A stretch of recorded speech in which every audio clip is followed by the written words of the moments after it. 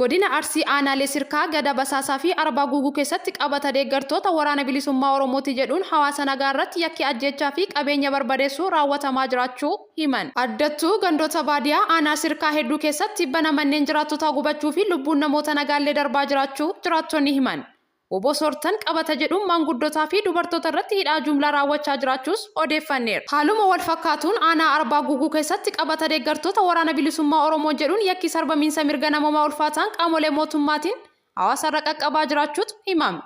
Maqaa sakattaa waraana bilisummaa Oromootiin aanaalee godina Arsii adda addaa keessatti yakki sarbamiinsa mirga namoomaa raawwachaa jiraachuu jiraataan aanaa sirkaa himan. Gandoota baadiyaa aanaa sirkaa 10 ol keessatti manneen qonnaan bulaa abiddaan barbadeeffamaa jiraachuu kan himu jiraataan kun mandara warra tokko qofatti manneen 27 gubatee jiraachuu dubbatu.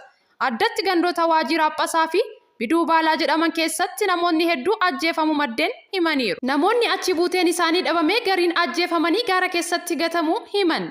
Namoota sadaasa 23 bara 2023 waraanni mootummaa qabee achi buuteen isaanii dhabame keessaa Osmaan Daawud namni jedhamu ajjeefamee guyyaa 5 booda sadaasa 28 bara 2023 gaara keessatti argamu maddeen himan. Aanaa sirkaan alatti aanaa arbaa guuguu keessatti yakki ajjechaa fi saamichaa akkasumas gubachuun manneen qonnaan bulaa raawwatamaa akka jiru jiraattota aanichaa irraa odeeffanne. Hidhaa jumlaa fi ajjechaa namoota nagaa irratti raawwatamuu dabalatee guyyaarraa gara guyyaatti dararaa mirga namoomaa hawaasa nagaa irratti qaqqabaa jiru ulfaataadha jedhu.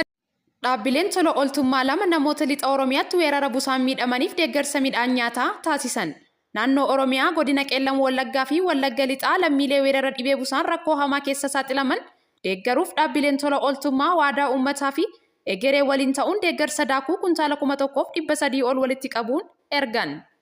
Sagantaa deeggarsaa erguu kanarratti pirezidaantiin Majlisa Oromiyaa Sheek Jamaal Muusaa walitti qabaa ulamoota Itoophiyaa Dr. Jeelaan Kadirii fi pirezidaantii Majlisa Finfinnee Sheek Sultaan Amaan Ustaaz Raayyaa dabalatee hooggantoota boordii dhaabbata tola ooltummaa waadaa uummataa argamaniiru.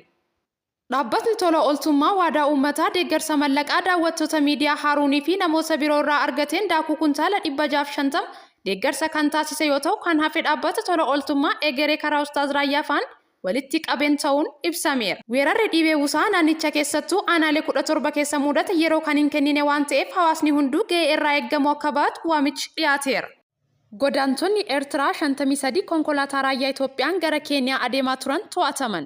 Godaantonni Eertiraa konkolaataa gabatee raayyaa ittisa biyyaa Itoophiyaa qabuun gara Keeniyaatti osoo imalaa jiranii naannoo kibbaa Itoophiyaa bakka godinoota Aalee fi Konsoo akkasumas aanaa Bannaa Tsamaayitti waldaangeessanitti to'ataman. Godaantonni seeraan alaa kunniin to'annoo jala kan oolfaman gaafa dilbataa sadaasa 26 ta'uu naannoo kibba Itoophiyaatti itti gaafatamaa waajjira nageenyaa godina Aalee kan ta'an Obbo Amsaaluu Angatoom himan. Qondaalli mootummaa kun akka jedhanitti godaantonni seeraan alaa lammii Eertiraa ta'an kun dallaalotaan Finfinnee dabalatee bakkeewwan garaagaraatii kan walitti qabamanidha. Godaantota kanneen keessaa dubartoonnii fi ijoolleen 6 jiraachuu kan himan Obbo Amsaaluun daa'imman erga dhalatanii ji'a muraasaaf as harka argaman ibsan. Lammiileen Eertiraa kunniin konkolaataa raayyaa ittisaa Itoophiyaa Oraalii jedhamuun imalaa kan turan ta'uu kan himan Obbo Amsaaluun dallaalaan konkolaataa raayyaa ittisaa kan fe'es shakkamanii akka hin to'atamneef ta'uu ibsan. Dhimma kanarratti raayyaa ittisa biyyaa Itoophiyaa ammatti waan dubbate hin qabu. Godina Booranaa aanaa Taltalleetti balaa tiraafikaa mudateen lubbuun namoota 20 darbe. Balichaan miidhaan cimaan namoota 18 irra yoo ga'u namoota 14 irra immoo miidhaa salphaa qaqqabu bulchaan aanaa Taltallee Obbo Abduubaa Konsoo himaniiru. Balaan kun konkolaataa deddeebisaa uummataa magaalaa Milaamirraa gara gandaa Waayyuutti imalaa ture bakka addaa Sarbee Meexxii jedhamutti daandii gadi lakkisee garagaluun kan uumame ta'uu ragaan koominikeeshinii godina Booranaa irraa argame ni mul'isa. Namootni balichaan miidhaman hospitaalota Walaayitaa fi Taltallee geeffamanii wal'aansi taasifamaa jiraachuu dubbataniiru.